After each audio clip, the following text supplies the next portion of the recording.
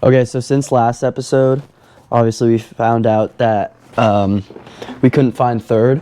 So we basically took out the whole gearbox, took out the gears, everything. And luckily the gears actually look pretty good, but we think the problem is with the linkage with the actual shifter. So we made some changes and we're going to try it now.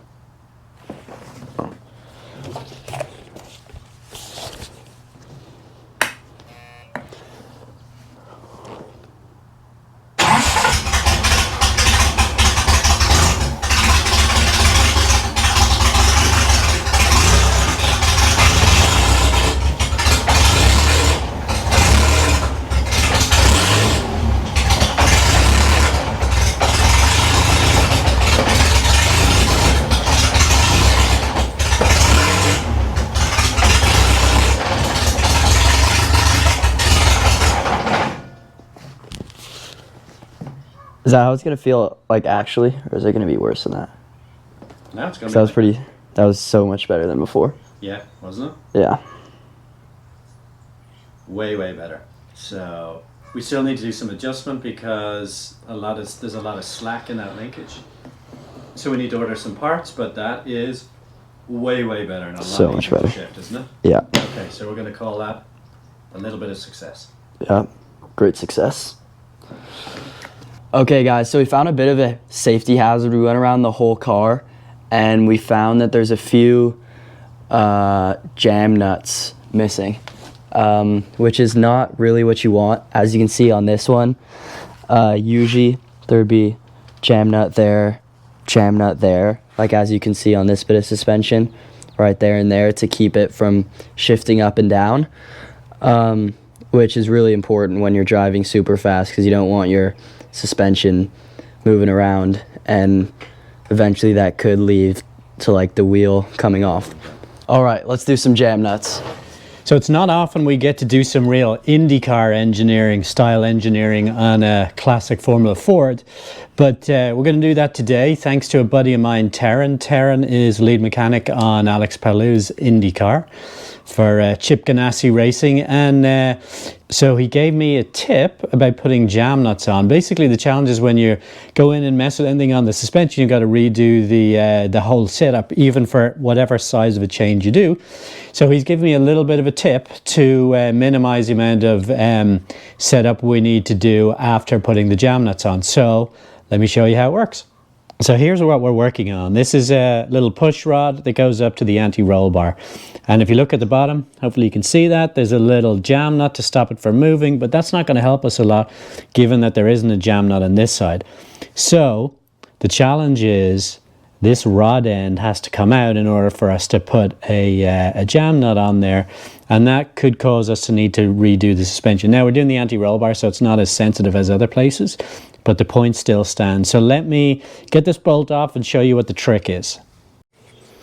Okay, I'll move to the other side so you can see this a little bit better, but I've taken off this side, the push rod. The push rod usually is up here, and so what's really important here is that if we change any of the dimensions, specifically the length of the push rod, we are going to change the setup. And if we change the setup, then we got to start from scratch and do the whole thing all over again. So taking Taryn's advice, what we got to do here is I'm going to rotate this 90 degrees just so you can see it properly. We need to measure the distance from the end of the push rod to any particular point on the rod end that we like and that we will remember.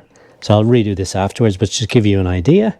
So that distance is 0.608 of an inch. So we're going to take this rod end off, put the jam nut on, the new one, and put it back together. And once we make sure that distance is exactly the same, we won't have to redo the setup. Thus, we'll save ourselves about an hour to 2 hours worth of setup time. So thanks, Darren, for the advice.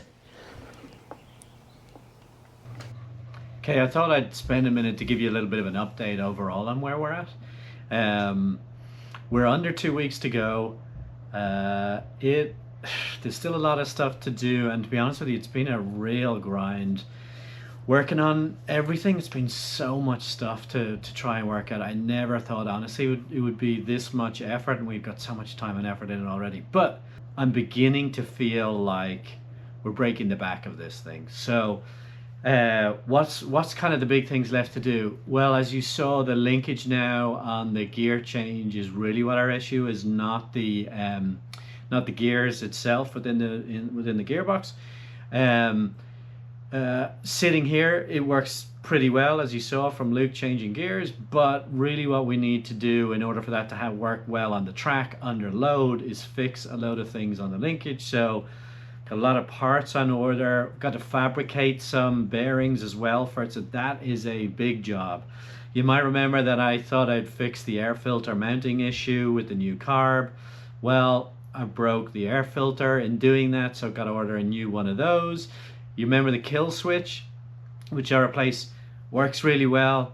The problem is it's much too big and it doesn't fit with the bodywork, so we'd have to cut the bodywork up like drastically. So really don't want to do that. So I need to order a new, another new kill switch that will actually fit. But if and when all of that stuff comes together, I do feel like we've got most of the kind of things that will stop us just driving the car done. Now there is one other thing, the distributor and the points.